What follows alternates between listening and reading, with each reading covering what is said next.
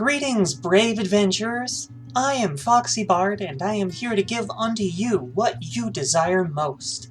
Stories. Specifically today, some shorter stories of campaigns both heroic and horrifying. So pour a mug of ale and take a seat around the fire as we dive into more tales of role-playing. Our first tale is from the r/D&D Horror Stories subreddit, posted by the user Mr. Rise217, and it's called DM Would Make My Bard Spells Worse If I Didn't Perform Well. Here we have a DM that wanted their bard to perform both in and out of character. As the resident bard of D&D YouTube, I cannot just let something like this stand. But let's see how bad it was. Pretty short post, but the first time I ever got to play, I checked out Bard because I liked being a rapier-wielding spellcaster. At first I thought role-playing as a bard would be fun, but after my first session I knew it definitely would not be. Not with this DM, at least. The first time I tried using Vicious Mockery, the DM said something along the lines of, "In order to cast Vicious Mockery, you have to tell a joke." Which is fine, I just told some sort of short joke and the bandit I targeted fell over laughing. Great, I thought, thinking it would be pretty fun to do this, but I quickly realized I'm going to have to do this every time I cast Vicious Mockery, which had me constantly thinking of jokes during fights, rather than working and planning with the other players. Fast forward next session. I tried to inspire the rest of the party and plan our attack just to have the DM interrupt my turn. "What do you say as inspiration for the rest of the party?" said the DM. I didn't have an inspirational quote ready, so I just made up something like, "Let's smash these goblins to a pulp!" And the DM said it wasn't super inspirational, so he made the inspiration dice worse. Went from 1d6 for each member of my party to 1d4. At this point, I was annoyed and just played out the rest of my turn, and the fight went fine, I guess, but I had a sour taste in my mouth after that. A few more sessions go by with me fiddling with inspirational quotes and jokes on my phone while trying to also play the game and have fun with my friends. Needless to say, I did not want to play Bard anymore. I really liked designing my bard, and I had some fun character progression, but I didn't want to perform in front of everyone anymore. So I accidentally had him killed during a fight with bad positioning.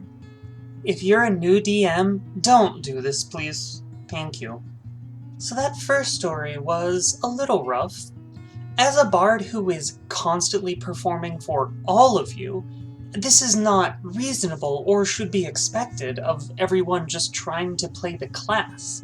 I think the biggest crime here was making someone not want to play the greatest class in D&D. I only about half mean that. But seriously, you should expect players to play to their own level of comfort. You shouldn't be putting your own kind of unreasonable demands and expectations on them. We're here to play a game, not hold a show. I can only hope that our OP for this one managed to find another game where they can play Bard the way they want to, and not be forced into being a Broadway performer. Our second story is from the subreddit r/RPG Horror Stories, posted by the user Lena Baggins, and entitled, "Can I Have a Fairy?" It's about a player who really wanted to make their backstory and character all about fairies, in a world where there weren't really any fairies.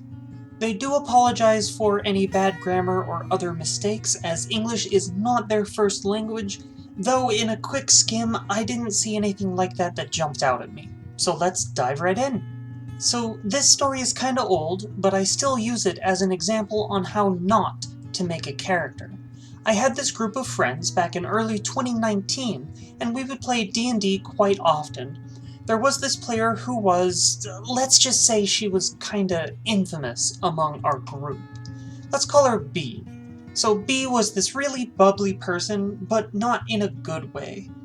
All of her characters were pretty much Disney princesses with no flaws, or their only flaw would be impulsive, which was just an excuse to metagame and do whatever she wanted. Despite being like this, she always got her way into every group, mainly because one of my friends really simped for her.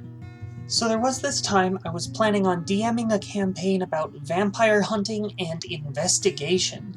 It was pretty straightforward, and then she had to join the group. She was going to make a mage, and at first I had high hopes she would do an interesting character, but oh boy, she didn't. She started messaging me asking if she could have a fairy. Side note, I didn't have much experience DMing at the time. I said no, especially because I wanted to make a campaign as simple as possible, but she kept insisting, and I kept saying no and no. She even tried to explain to me how my universe worked, even though I was the DM. After almost 40 minutes of arguing, B gave up. 30 minutes later, she sent me her character sheet and oh boy, it was something. Starting off, it was full of grammar errors. I know it's D&D and not an essay, but there were a lot of errors, like even basic ones, like not using commas. There were some parts I couldn't even understand her backstory. And remember the fairies? She just completely ignored what I said and made her character all about fairies and only fairies. And not only that, she tried explaining that it was part of her persona, and she had this life goal. Her ideals were not having ideals. Her personality was existentialist like Billie Eilish. I'm not even joking. And her flaws were not having flaws / impulsive. So in the end, I had to kick her out of the group. I wasn't sure if I had made the best decision, but looking back now, I think it was for the better. And B, well, she tried joining other campaigns and DM some of her own, but nothing significant, or at least nothing as significant as this. Alright, so I bet this is the part where you think I'm going to come down on the side of OP, but sorry to surprise you, I'm not. While there is definitely a lot of this character that sounds kind of like the archetypal manic pixie dream girl, I don't necessarily think that's bad if it's a concept that she wants to roleplay. She clearly enjoys characters like that, and I do think that the DM was kind of trying to pigeonhole her character concept, which, that's not cool. So, you haven't necessarily thought of how fairies fit into your story, but that doesn't mean that there's no way that they can. And a character having a solid set of goals is absolutely a good thing. I think OP just had problems with her as a person, and was letting that interfere with their judgment of her as a player. Yeah, basically, in short, Foxy says, let people play Manic Pixie Dream Girls if that's what they want to play. And our last story for the day also comes from r/RPG Horror Stories, and it's by the user Clanwarraypart. This user. In this post, entitled DM Casts Twinned Simp, they have an example of a DM who really gives favoritism to some players simply because he had a crush on them. Why do people always think that D&D is the best way to flirt? Oh well, let's get going. Before COVID time, our local game store hosted D&D one-shots from time to time. The DMs were mostly the same, but once in a while there was someone new. The Simp DM was a new one. Game starts, level 5 characters, standard rules, and our party consisted of 5 people.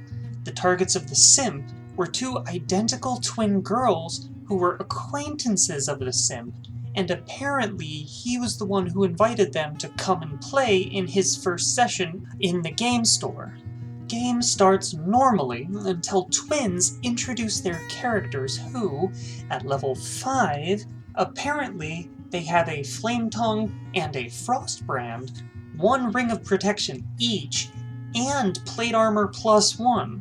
We had no magic items, and when we asked him why, Simps said that they play their characters from their own campaign, where they are also twins in-game, and one commanded the power of ice and the other one of fire, and had some tragic, cool backstory which the Simp liked so much when they told him before the game that he allowed them to have the equipment from their own campaign where they are level 10. He assured us that it's okay, no problem, they won't break the game, and even allowed each one of us to have a weapon +1 and armor +1. It was a one-shot, so I didn't really care and went with the flow. Throughout the game, the Simp did the following things in no particular order. He gave them advantage on attack rolls without any good reason. He had them succeed on ability checks even when they rolled low. Made sure to always describe in great detail how awesome they are whenever they did something remotely cool. Had monsters target us, despite both of the twins being fighters and frontliners. At one point, I just stood near one of the twins to avoid AoE attacks. All in all, the game was not bad. Cringeworthy, yes. Horror story? Possibly. The twins throughout the game didn't seem to actively take advantage of DM favoritism, even though they surely noticed just like the rest of the table. And that's it for our last story of the day. Now, there is one thing I really do want to know, and if you know, please tell me in the comments, why do some guys think that doing this is going to get girls to like them? Now, I'm not a straight woman, so I guess I don't really know what straight women like, but this seems a bit ridiculous. Not to mention, you should not at all let players use existing characters when this campaign is half the level of that other one. It's never going to be at all balanced, and they're always going to feel like they're the strongest ones in the party. And let me tell you, that actually isn't any fun for anyone. Not to mention, they were the most overpowered, so why did the DM have to keep giving them even more advantages on top of that? I just don't get it. I'm not usually a fan of the word simp, but it's actually appropriate for once. Don't do this. So that finishes us off for today. I hope you enjoyed these stories. Go on and feed the algorithm monster with a like, a subscribe, and share the video to your friends. You can also ring the bell by the subscribe button to receive alerts whenever I post new videos. Also, did you know that there's now a FoxyBard Discord server? Well, there is. You can find it down in the video description. Come and say hi and join the Fox Den.